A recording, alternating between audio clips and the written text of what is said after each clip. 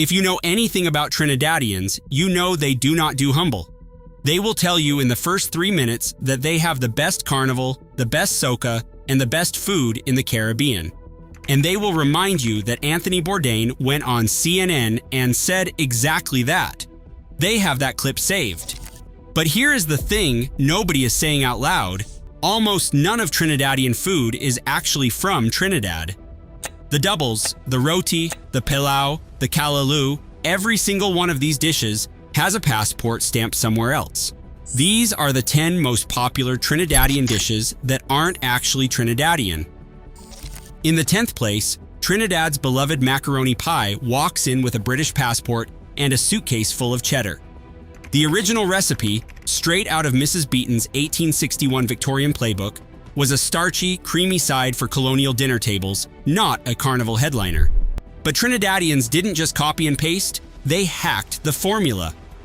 Enter the West Indies Milk Company, landing evaporated milk on the island in 1902, shelf-stable, ration-proof, and perfect for a country where cows are outnumbered by carnival bands.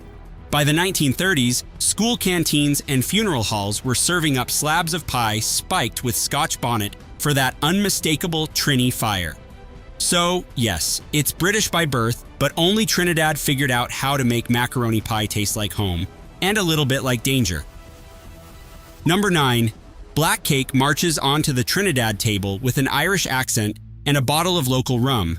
The earliest blueprint, straight out of an 1812 Irish cookbook, called for a heavy fruit loaf, drenched in brandy, reserved for weddings and wakes. But Trinidad had other plans. Brandy got swapped for overproof rum, and brown sugar took a detour through a cast iron pot, caramelizing into that signature burnt sugar syrup. Dried fruits steep for months, sometimes a year, in a boozy bath, thanks to a rum industry that exploded in the early 1900s. Blackstrap molasses and nutmeg push the flavor into bold, midnight territory. By the time it lands on a Christmas table or a funeral spread, it's not just a cake, it's a ritual, a show of respect, and, lately, a viral sensation. After Oprah's 2024 book club post and Charmaine Wilkerson's bestseller, online searches for black cake spiked 250%. The secret? It's still cake at heart, but Trinidad turns every slice into a full-bodied statement. You can inherit a recipe, but you have to earn its soul. 8th place, Sorrel drink crashes the Christmas party with Persian credentials and a suitcase full of hibiscus. Forget any idea that this ruby red cooler started in a Trini granny's kitchen because 16th century Persian texts were already raving about spiced hibiscus punches long before anyone strung up pairing lights. The game changer came when enslaved Africans ferried hibiscus sabdarifa across the Atlantic. Trinidad's upgrade? A ginger clove cinnamon spice pack, a hint of fermentation, and a 2% rum splash for good measure. By the 1900s, street vendors were bottling the stuff for holiday crowds. Now, every December, Google searches for Trini Sorrel Spike by 250%. It's still a Persian classic at heart, but only Trinidad could turn a centuries-old floral tonic into a Christmas anthem, served ice-cold, spiked, and guaranteed to make you forget you ever wanted eggnog. Number 7. Bake and shark rolls up to Maracas Beach with its own swagger and a set of borrowed blueprints. The British brought fish pies and baps, think battered cod in a soft roll, a seaside staple. But in Trinidad, the game changed completely after the Maracas Road opened in 1955. Suddenly, beach traffic and hungry bathers met a new roadside hustle: fried shark, caught fresh from the Gulf, tucked inside a pillowy golden bake, a dough that traces its roots to British bap and Portuguese bakery, spun with African frying know-how. By the 1960s, over 1,800 vendor stalls lined the route, each one slinging shark sandwiches dressed with shadow beni, tamarind, and a pepper sauce that could wake the dead. Bake and shark isn't just a protein swap, it's street food born from asphalt and ambition, a British idea that Trinidad fried, stuffed, and made legendary. Number 6. Pholourie bounces onto the scene with a passport stamped in Mughal India and a Trini work permit signed in coconut oil. The blueprint? Pholourie, spiced lentil fritters, straight out of the 1590 Aini Akbari, once a royal snack for Mughal courtiers. Trinidad's remix swaps out the gram flour for split peas, dials up the turmeric and cumin, and throws in Scotch bonnet for that signature island voltage. Vendors started slinging these golden orbs from street stalls in the 1930s. Port of Spain's vendor directory logged 45 Pholourie licenses by 1938, making it the people's snack before doubles ever hit the curb. The final power move: coconut oil frying and a tart green mango chutney that turns every bite into a two-step, crispy, spicy, tangy. It's not the fritter's birthplace, but Trinidad made Pholourie a street food anthem, engineered for maximum crunch and minimum wallet damage.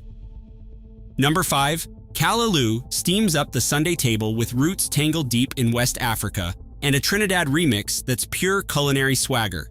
The original, Contomaire, was a Ghanaian leaf stew, cocoyam leaves, palm oil, smoked fish, a market staple long before anyone heard of dasheen. Trinidad's plot twist? Swap in local Callaloo leaves, pour on the coconut milk, and thicken the pot with okra until it's silkier than a steel pan solo.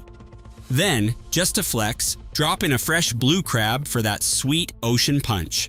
The 1904 Trinidad Cookery Book spells it out, but by 1922, you've got Callaloo night packing out community halls, one pot, a whole crowd, and a crash course in edible adaptation.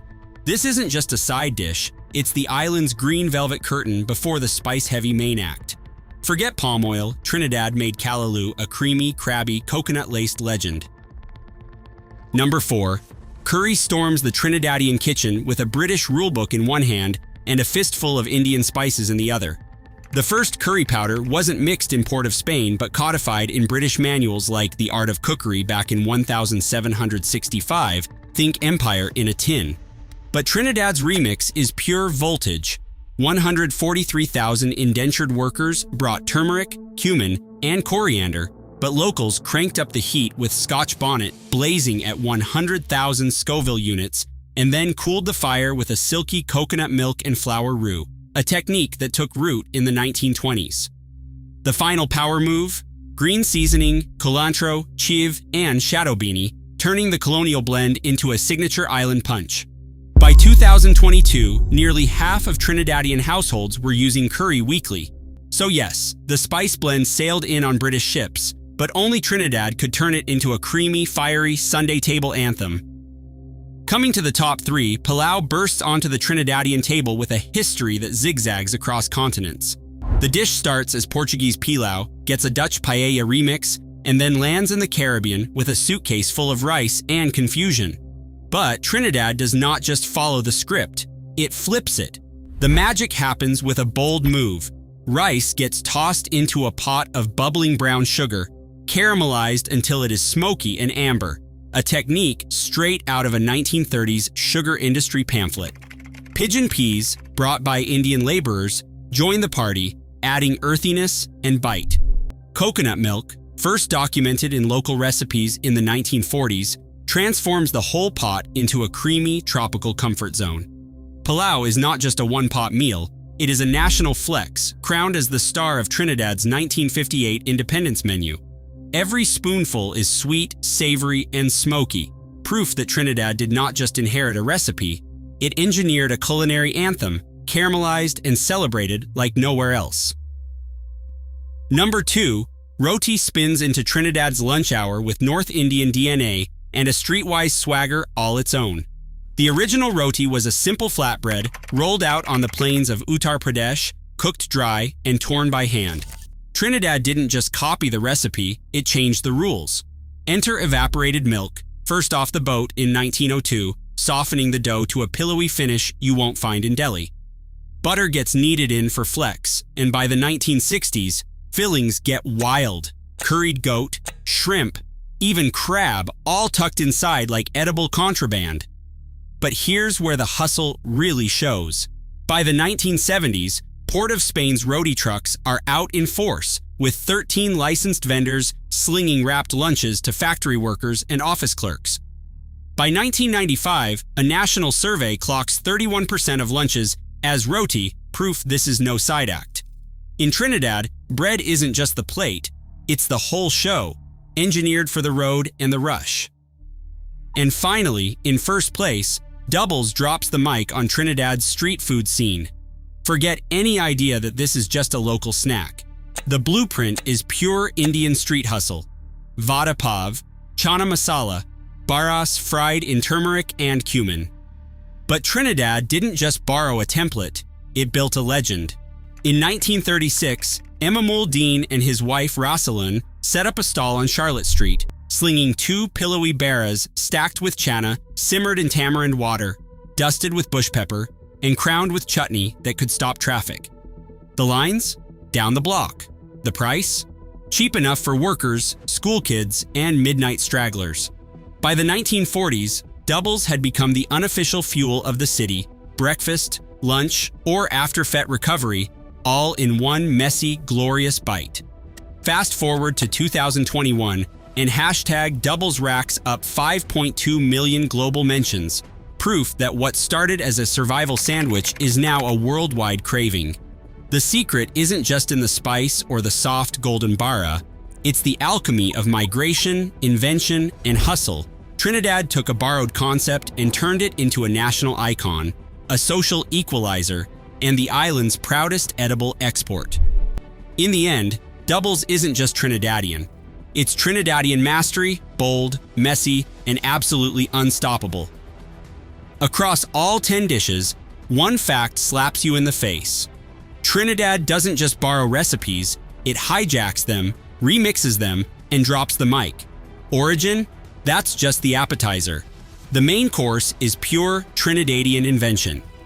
Here, culinary mastery means making the world's flavors taste unmistakably like home.